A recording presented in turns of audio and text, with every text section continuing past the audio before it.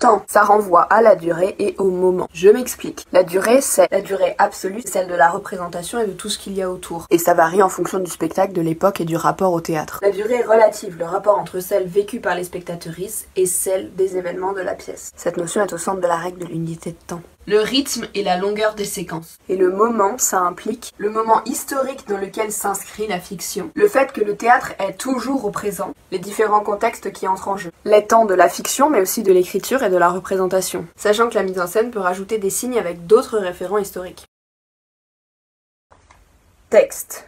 Le texte, c'est évidemment l'œuvre de l'auteurice. Avec les répliques, le paratexte, préface, liste des personnages et les didascalies. Mais c'est aussi celui de la metteuse en scène, et elle peut rajouter des commentaires, des didascalies ou même modifier certaines répliques. Et puis de manière plus conceptuelle, il existe le texte sémiotique qui est constitué par tous les signes de la représentation. C'est l'écriture scénique.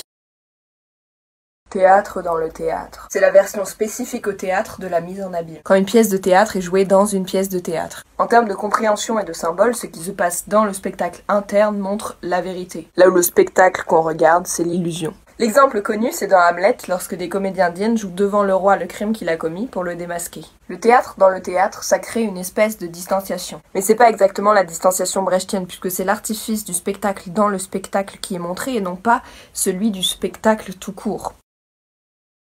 Tragique. C'est ce qui fait la tragédie, logique, et qui est à l'origine de la catharsis. C'est créé par l'opposition de deux forces, où aucune n'a tort, mais où l'une ne peut pas arriver à sa finalité sans blesser l'autre. Et ça les rend coupables moralement. Créon ne donne pas de sépulture aux frères d'Antigone pour respecter la loi, et Antigone veut enterrer son frère pour respecter ses valeurs. Personne n'a vraiment tort, mais les deux actions ne peuvent pas se réaliser en même temps. C'est le tragique. Et en général, tout ça se mélange à la notion de destin qui pousse le héros ou l'héroïne à faire une faute, tout en essayant d'échapper à cette fatalité.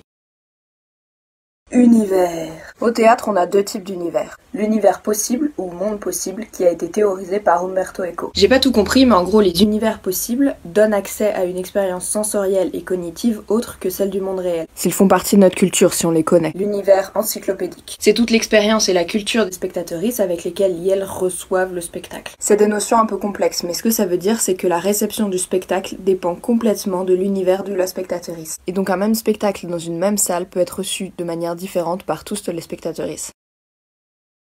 Vraisemblable, vraisemblance. C'est une des règles du théâtre classique et carrément la base pour les personnes qui la théorisent. En gros, il faut que ce qui se passe sur scène soit crédible pour la spectatrice. C'est ça qui apparemment crée le vrai. Bon, dès l'époque classique, il y a des gens qui sont pas d'accord, comme Corneille. Et puis comme tous les codes, ça évolue et on a des super exemples comme le théâtre de l'absurde qui font exactement l'inverse et jouent avec l'invraisemblable pour créer le vrai.